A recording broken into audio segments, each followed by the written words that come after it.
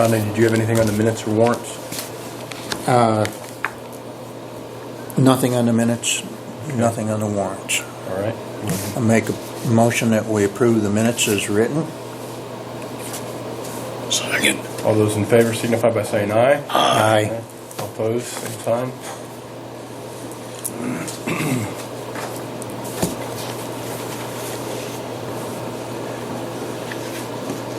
You're gonna do the warrants now, you just said the minutes. Yes, I will, sir. I'll make a motion that we approve the warrants. I'll second. All those in favor signify by saying aye. Aye. All opposed, same sign. Okay. Waiting with my pencil to mark it off, you didn't say it. When the attorney gets here, I have something on payroll that I would like to bring up. Okay, we'll wait to sign that.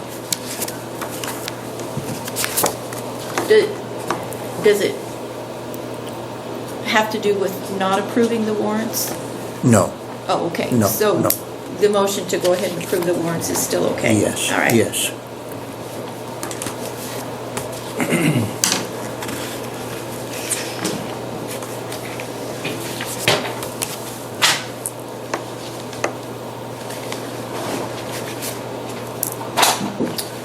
I think I will take those in. Did you read through the Mason contract? Yeah, that is one boring case. I know. It's just, But I just said, well, I'm guessing if there's no problem, I hope the attorneys read it, because I didn't say nothing. it pretty much protects them no matter what, so. Well, that's kind of the way I got it. I couldn't open this stuff on my computer, so I got home from the arrest football. And then everything just starts blurring together.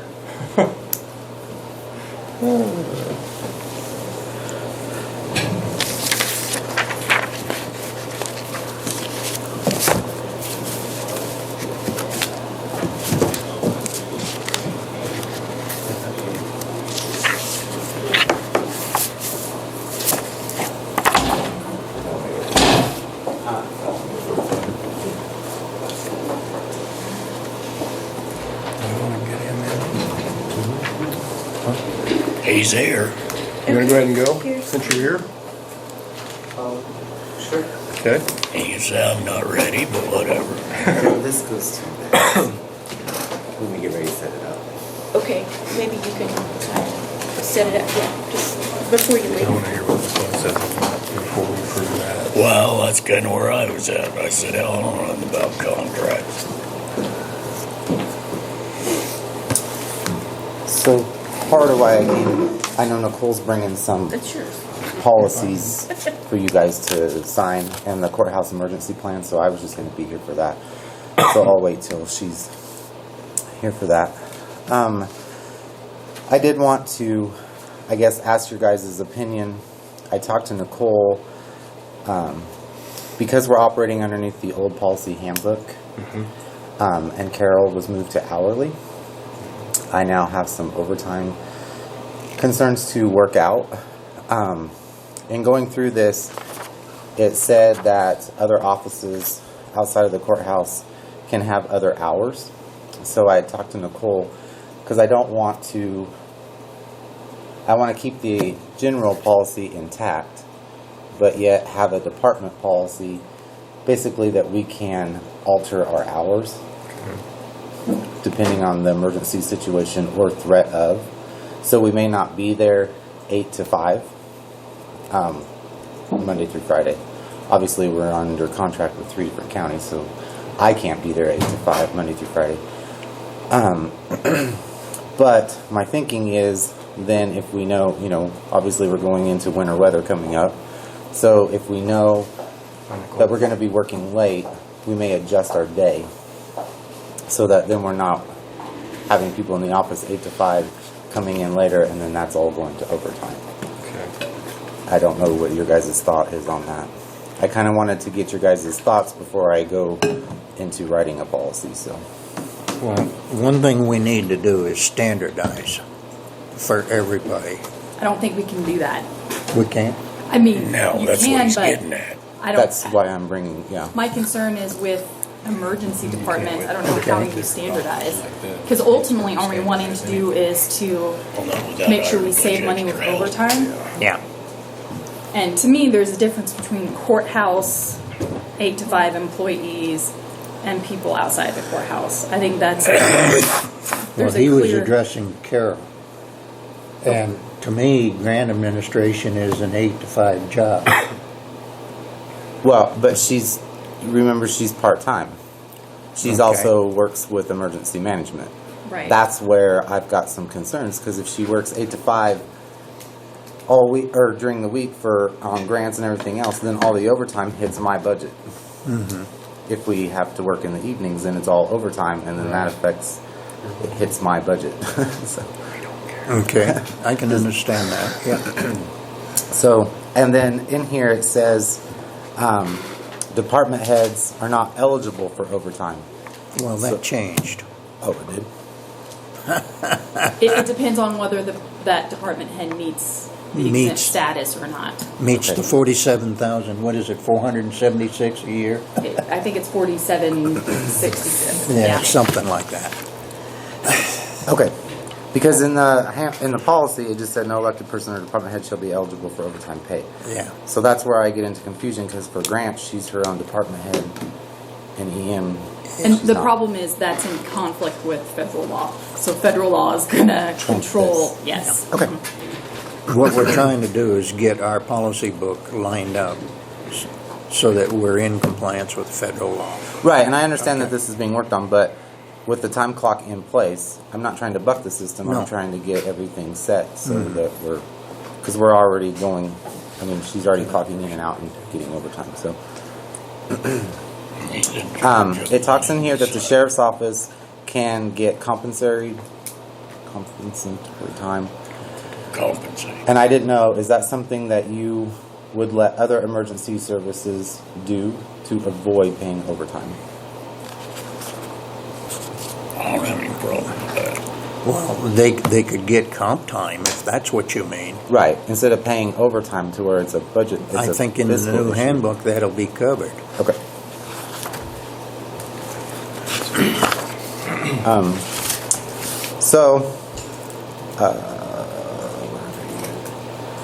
And then also, just because it's in policy currently, it says social networking is not allowed. I know this is going to be addressed in the new policy, but that new policy is not in effect yet. So in our department policy, social networking will be allowed for the purpose of county business and communication with the public only, if you guys are okay with that. Obviously, they have to log in through their personal social networking to get to that, but the goal of that is to be on our emergency management page, disseminating information or gathering information. So, You can't walk over to her desk. I mean, it's like 4 feet away. no. This is like communicating with the public. So, Oh, okay. yeah. No, I can communicate with Carol. Yeah. So, I did also want to let you guys know we've got 2 exercises scheduled. That's part of why I also am wanting to get a policy for this overtime, because some of this will be done in the evenings just due to the players involved. We're going to have some meetings and stuff outside of hours, so I didn't want to be racking up overtime in doing this. In November, we're going to have a mass casualty, mass fatality. This will be in conjunction with the hospital and health department.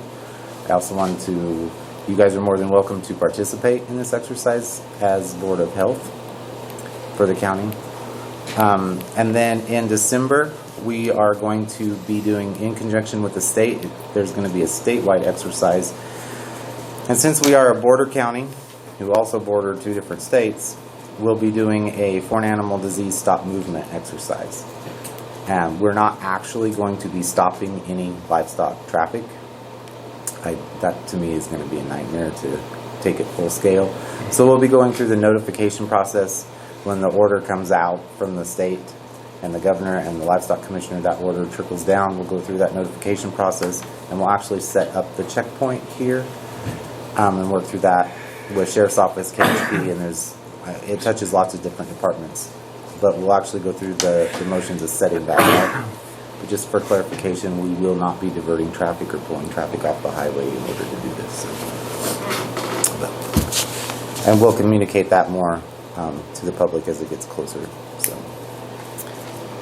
and that's all I have for right now. So, do you guys have any concerns with my line of thought? Well, what are you thinking for the other, having other hours for Carol? What do you? Well, basically, I want to. The norm will be an 8 to 5. Right. I want to have the authorization through a department policy that we may alternate. That you have the discretion Right. to define To what her deviate. 40-hour Right. work week looks like. Yes, thank you. Yeah. So, if they're calling for a big snowstorm and it's going to hit, this evening, we may not come in at 8 that day and transition to later in the day for work. So, or Okay. the next day we may not be in if she worked until midnight or whatever it may be. So, that's going to be on a case-by-case basis. Okay. That's part of my dilemma with this is I can't really outline specifically. It's going to depend on the event. So, Okay. are you guys okay with that? I thought that was your job, change the weather. I wish it was. It would rain every morning and 70 degrees every afternoon. There you go. Thank you, John. Yep, thank you, Brian. Brian, can you stick around for a second? Yep. Okay.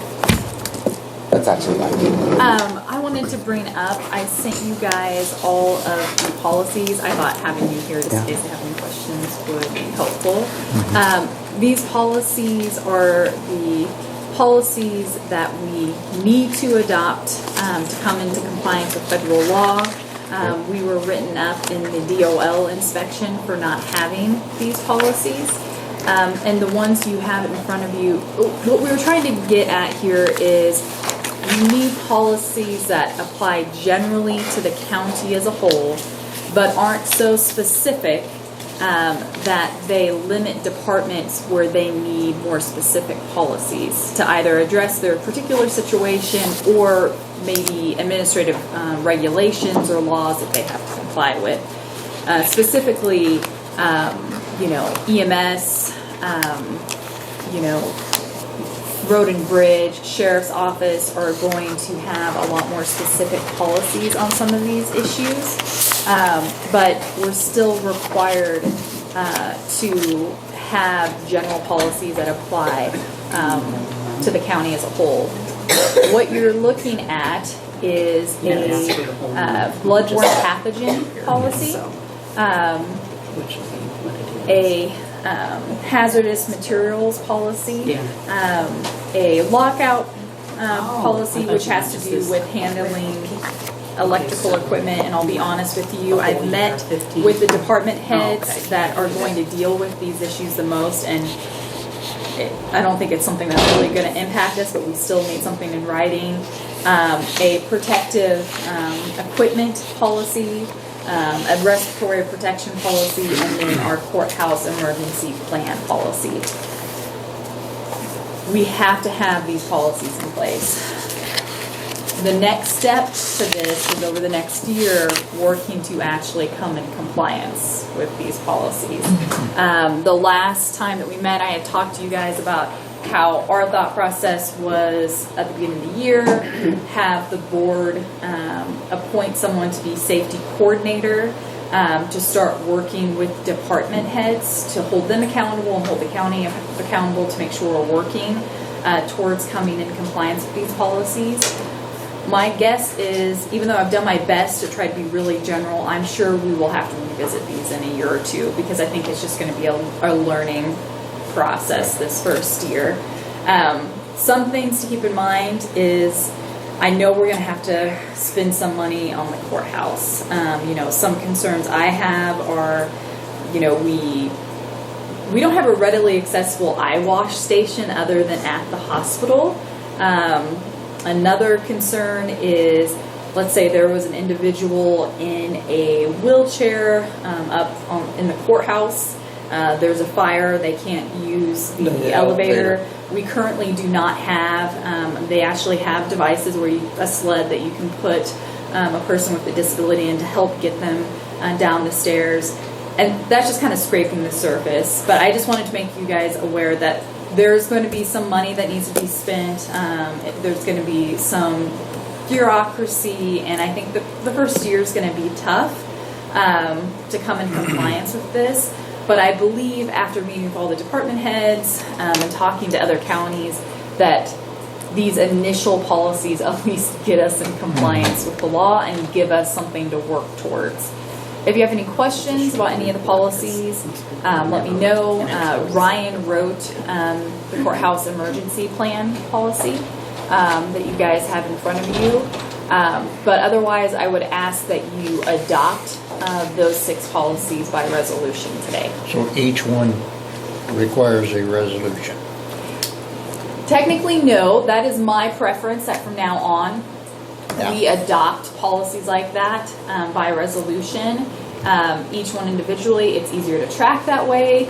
And then if you guys go back, and there's no question that it's clearly been authorized by the board, you know, that's a problem we've had in the past is boards have authorized something and yet there's no clear formal paperwork indicating that that's been a decision. So I think, you know, for policies like this, there's going to be some training involved. Employees are going to be held accountable. Department heads are going to be held accountable. You guys are going to be held accountable. It's just better to adopt them individually by resolution. Yeah, I think an individual would be better, because when you're dealing with the federal government, if they change something, then we have to go back and either rescind an old resolution or amend it. And if you consolidated all of this in one, it would be a nightmare. So Yeah, the and individual would be best. And how I've worded these resolutions to try to address bureaucracy is that you're simply adopting the policy that's attached. So that way, if you need to change it later, you can just pass a resolution saying, by resolution, we amend our fill-in-the-blank policy, making it way easier to deal with than actually, you know, typing the policy up in the resolution itself, I think. Okay, so if we make the motion today, we could sign the resolutions at the next meeting? Oh, you have? Yeah, I gave her a heads up okay. and she's on top of All it. all right. Any questions about any of the policies before we get to that place, or? Can I just make 2 comments? Sure. I think just because we've gotten several questions, and Nicole mentioned this, but I want to reiterate, these don't set the policies for the departments. They're general, and it's in there that some departments are going to be required to write more detailed policies. And there's still some confusion over that currently. That this is a general policy. We've met with those departments to make sure we're not putting something into policy that goes against what they have in a department policy. Mm-hmm. But like EMS, fire departments, landfill, they're all going to have to come with more detailed policies to follow this. And that is something that the safety coordinator that's ultimately selected by the board is going to be responsible for. Because the reality of it is most of the people in the courthouse are just going to be controlled by these general policies. And most of these policies probably will not impact those people, because Deb hopefully is not running into hazardous chemicals or bloodborne pathogens in her position in the clerk's office. But that's a daily occurrence for people out in EMS or up in the sheriff's office. Well, emergency personnel, to include law enforcement, could very easily come in contact with different forms of bloodborne pathogens.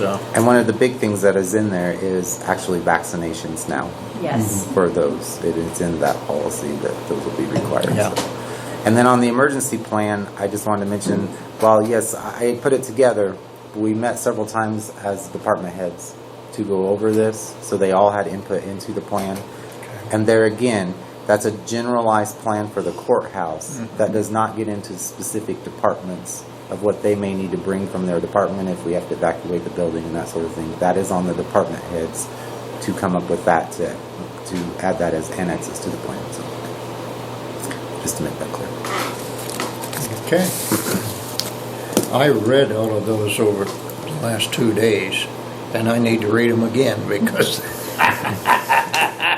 They're very, we tried to make them general and easy Yeah. to understand, but by virtue of the fact that we're dealing with emergency situations and federal law, and this is why I think having a board member be that safety coordinator is going to be so vital, so that way you understand the effort and cost that may go into coming into compliance with the law, and then holding your department heads accountable to make sure that they're running their department in a way that's in compliance with the law.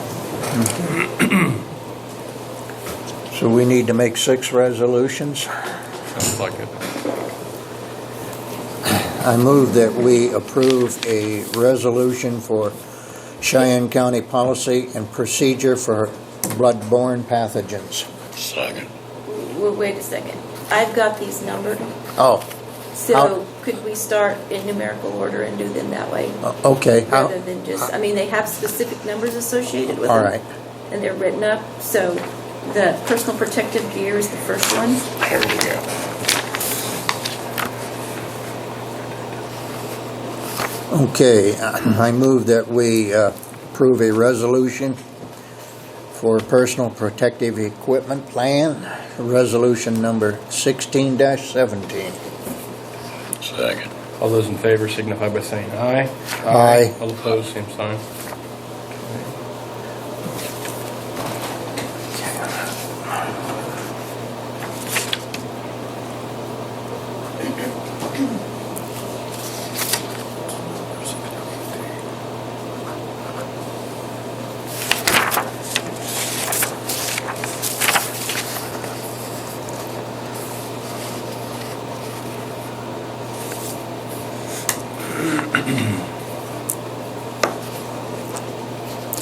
Okay, I make a motion that we approve resolution number 16-18, policies and procedures for bloodborne pathogens. Second. All those in favor signify by saying aye. Aye. All opposed, same sign.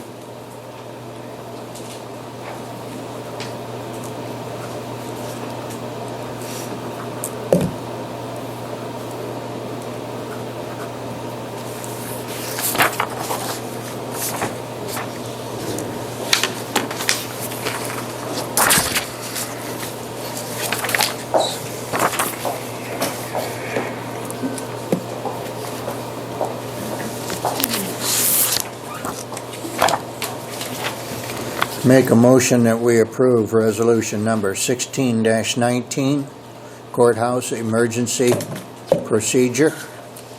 Second. All those in favor signify by saying aye. Aye. All opposed, same sign.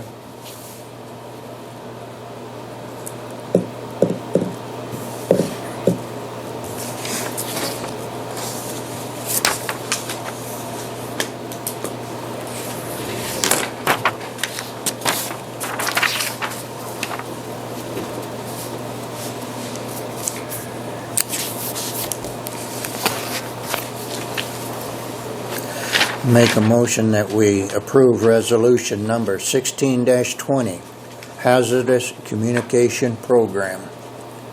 Second. All those in favor signify by saying aye. Aye. All opposed, same sign. Nicole, did you read through the Mapes and Miller contract? You didn't have any problems? I'm sorry? You didn't have any problems with the Mapes and Miller contract? No. Okay. That answers that.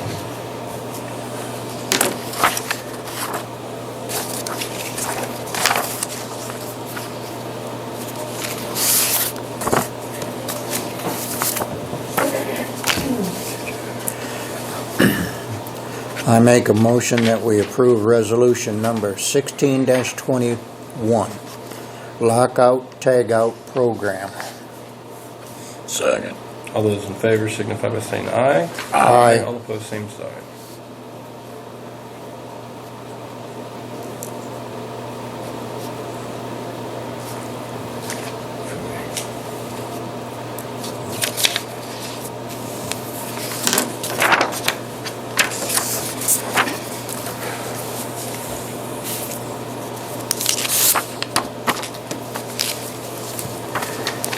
I make a motion that we approve resolution number 16-22, respiratory protection program.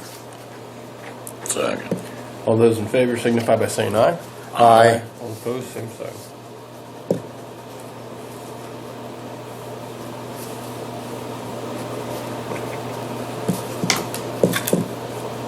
Deb, can you email me copies of these resolutions so I can submit them to the DOL showing compliance?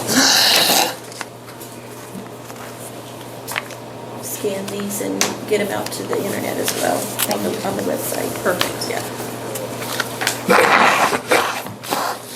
Okay, on the Mapes and Miller contract, if you could, both gentlemen both look at it. Okay, I did. And I have had a chance to review that and have no legal concerns. Okay. it's basically a direct copy of the last one. Yeah.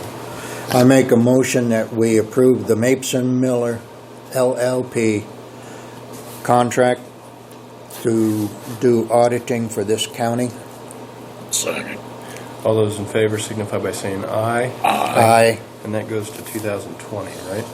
Yes, 5-year contract. Make sure it says that. Yeah, it does, on the front page, right there. Oops. No, I want to make sure the motion is not in the record. Oh, okay. What's what? The phone bid. Oh, that's Eric.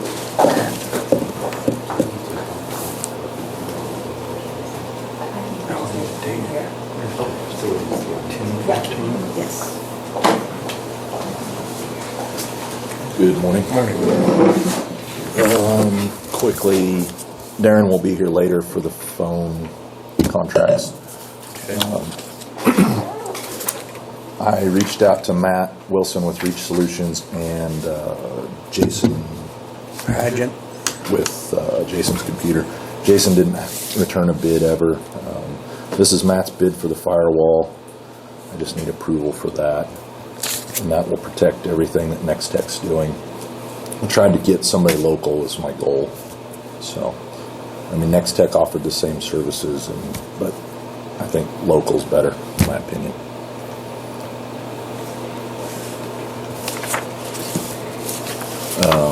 That bottom number, 1,000 to 2,000, that's just going to depend on how involved it gets, but I've already offered all my help, so that should help reduce that cost as much as possible, or make it more. I did ask him if it costs more if I helped, so he didn't say. Confidence in your work. Yes.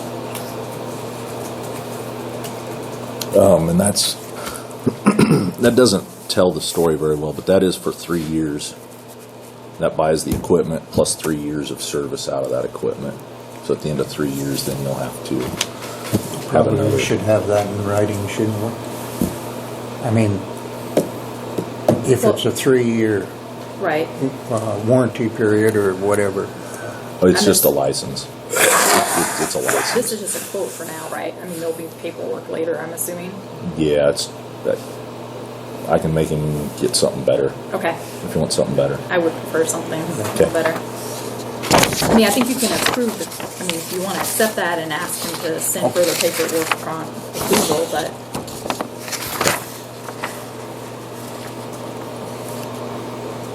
Now, so would you use this figure here, 5,867? Or do we add? Let's just do no more than 78. With the 2,000 on there, because it won't be more than that. Okay, all right. I'll make a motion that we accept Reach Solutions proposal in the amount of $7,867. And then that proposal is for a sonic wall installation and services For 3 years. for 3 years. And not to exceed 78. Right. I'll second.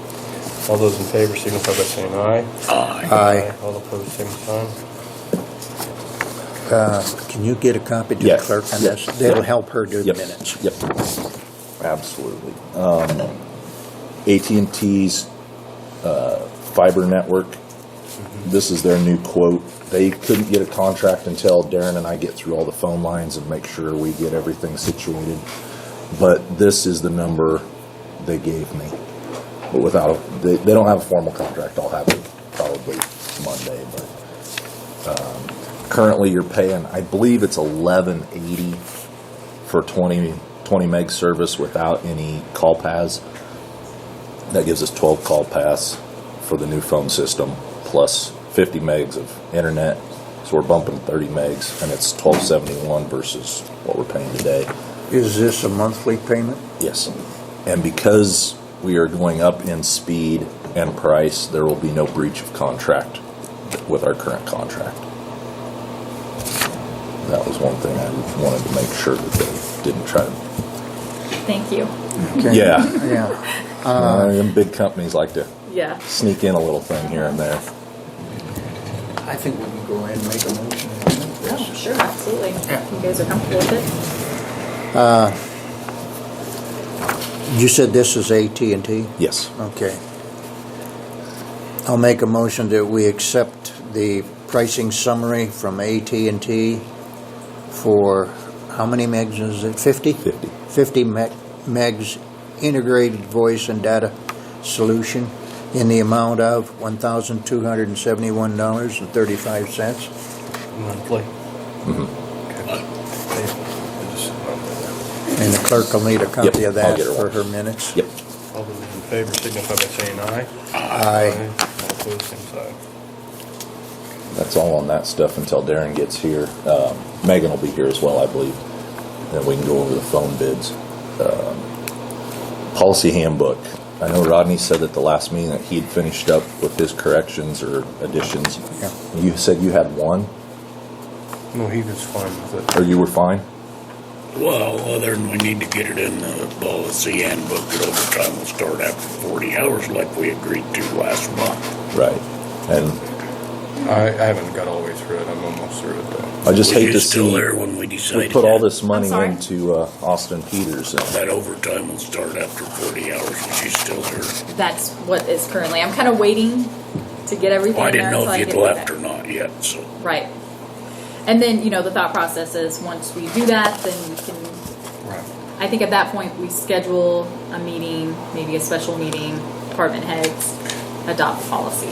So, I have court at 9, and I have 2 other issues I want to Okay. address with you guys. that was all I had, just the policy handbook. I just didn't want to throw that Austin Peters money down the drain. So Did you have From any what I've problems? seen of the policy handbook, it looks okay to me. Okay, so the only major edits are coming from Rodney then? Right. Okay.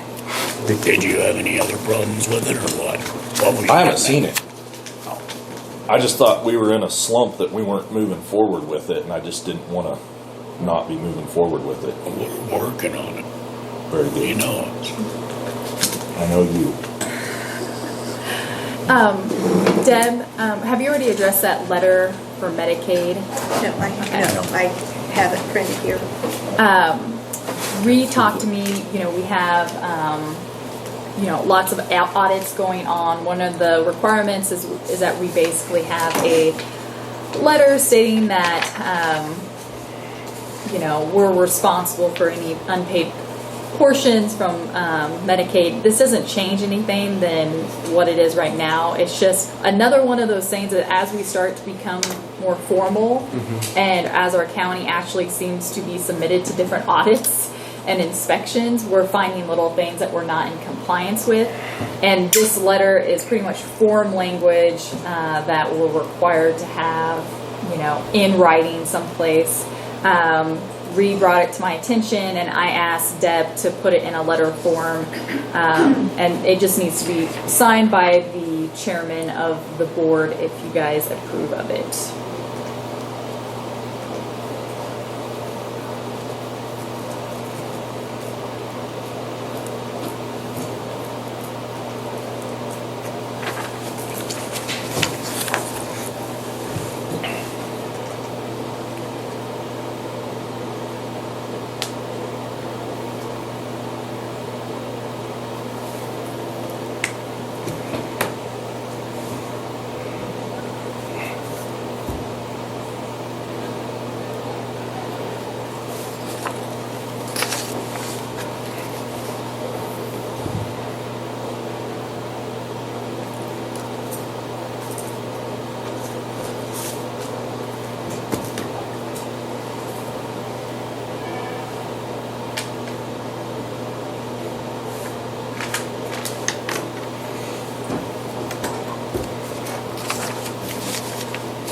Motion on that. Okay. I make a motion that we accept the letter to the Centers for Medicare and Medicaid Services. And this is in regards to confirmation and acknowledging that we will pay any outstanding debts for overpayments. Second. All those in favor signify by saying aye. Aye. All opposed, same sign. The chair will. And Deb, can you make sure Reed gets a copy of that so he can provide it to the appropriate agency? The final issue I have is I'd request that we go into executive session for an issue regarding non-elected personnel. Okay. Make a motion that we enter into executive Let's do 10 minutes. 10 minutes? Okay, sorry. session Yep. for Good call. non-elective personnel. Okay, Okay, for 10 minutes. for And 10 minutes, okay.